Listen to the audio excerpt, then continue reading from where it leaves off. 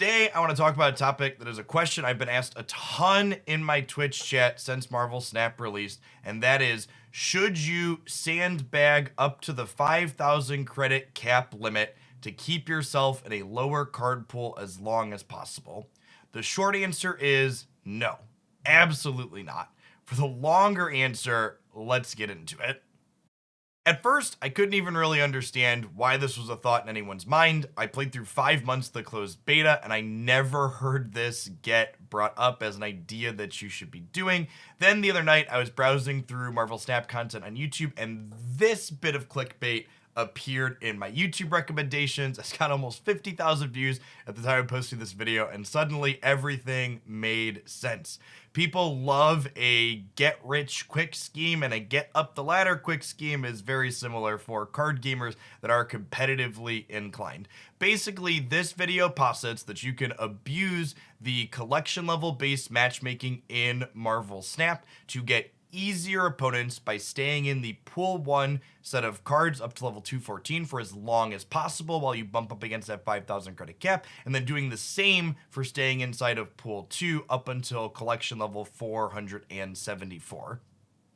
Before I dive into my opinion on why I think this video is a nonsense suggestion that was largely just a clickbait title, I'd like to put the asterisk out there that myself and the person that made this video, neither of us know 100% of the details that go into matchmaking on the Marvel Snap ranked ladder. We do, however, know that there are 4 considerations for how you get paired on the ladder. One of them is, in fact, your collection level and how big your card pool is. That does get some consideration in your opponents up until a point, but that's not the only thing that gets considered. We know that your current rank on the ladder is a consideration. How long you've been in the queue and wants to get you an opponent quickly so you can play lots of quick games is a consideration. And we also know that there is an internal hidden MMR matchmaking rating number that gets considered when pairing up players as well.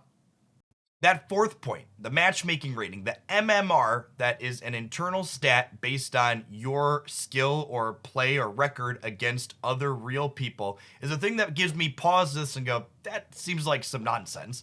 Players that are brand new, even if their collection level is similar to yours, their MMR is going to be on the floor until they actually get some reps in underneath them, and the ladder system isn't going to be pairing fresh, brand new players into you just because you've artificially kept your collection level down. It's only one consideration that goes into things.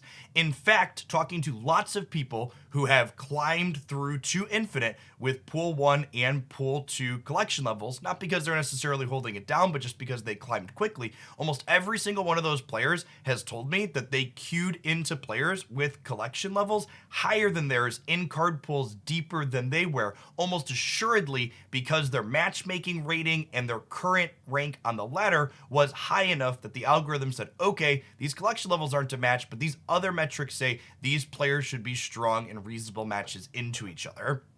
What this means at the end of the day is if you're actually successfully climbing the Marvel Snap ladder, regardless of if you're advancing your collection level as quickly as possible or trying to hold it back for whatever silly reason, you're going to end up queuing into people that are in different card pools than you and just have more cards than you in general, because matchmaking rating and your current ladder rank are also indicators of what opponents you should be having, not just your collection level. Because of this, I'd recommend just opening your cards. There are pool 1 and pool 2 only decks that I highlight here on this YouTube channel and on my stream that go toe to toe with players that have full collections. Pool 3 is not full of cards that are better than cards in pool 2.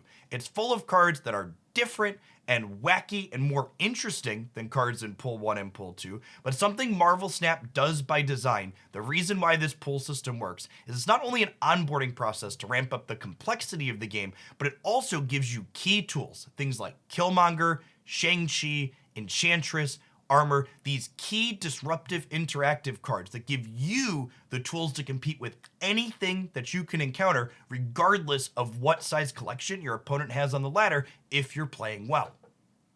The final thing that made me LOL about this whole thing and this video was that after I watched this all the way through and I was continuing to scroll through Marvel Snap videos on YouTube, I got a second video from the same creator in my recommendations with this thumbnail that goes on to posit that the biggest problem in Marvel Snap right now is the thing that was suggested in this video.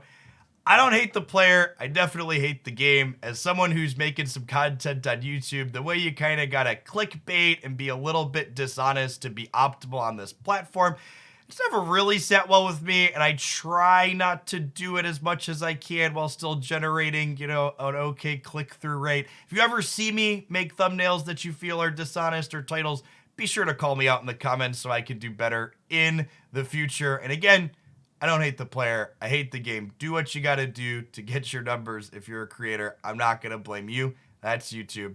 But in closing, just to talk about the topic at hand, the only reason to wait to progress your collection level in Marvel Snap, in my opinion, is if you enjoy opening 5,000 credits worth of collection level tracks all at the same time, because opening that many loot boxes at once sparks joy. Personally, I love the slow, constant drip of collecting prizes. I reveled in every cache I opened as I worked to complete my collection, and I had a ton of fun with it. And it allowed me to build new decks lots of different times. Every time I got a new card, it was like Christmas morning. Marvel Snap's collection system always made me excited to open new cards in a way no other digital card game has.